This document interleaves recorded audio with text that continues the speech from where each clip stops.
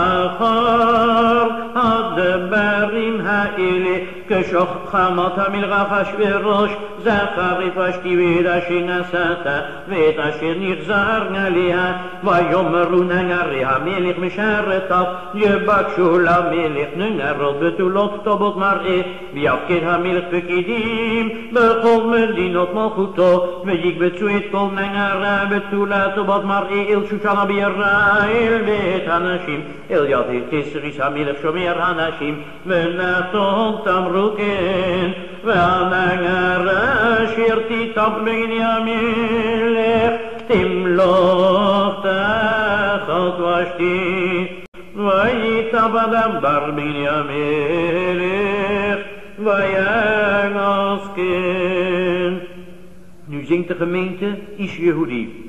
Ish Yehudi היה בשושן הבירה ושמו מרדכי בן יאיר בן שמעי בן קיש איש ימיני.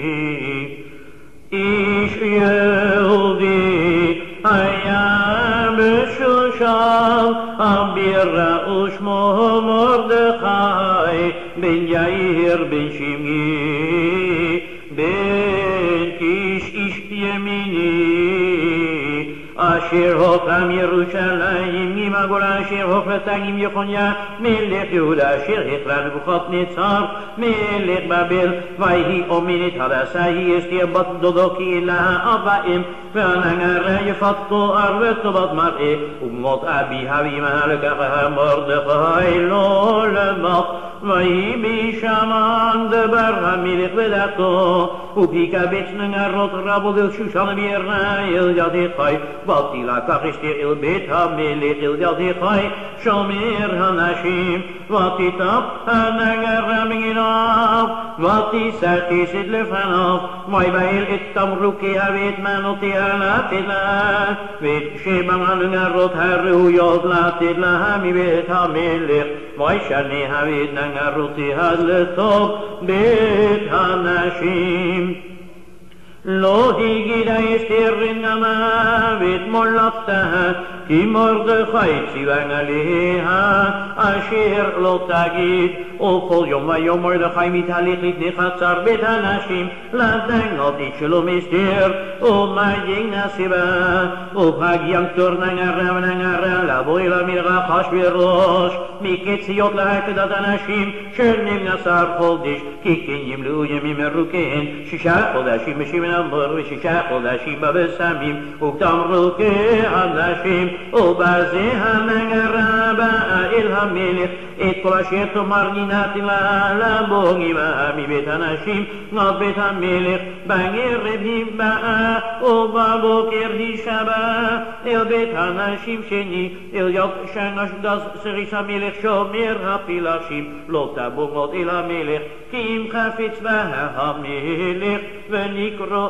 בשם. ובהגיע תור אסתר בת אביחיל דוד מרדכי אשר לקח לו לבת לבוא אל המלך לא ביקשה דבר כי עמד אשר יאמר החי סריס המלך שומר הנשים ותהי אסתר נושאת חן בגני קוריה ותילקח אסתר אל המלך אחשוורוש אל בית מלכותו בחודש העשירי הוא חודש טבת בשנת 7 למלכותו ויאהב המלך אסתר מכל הנשים ותישא חן וחסד לפניו מכל הבתולות וישים כתר מלכות בראשה וימליכיה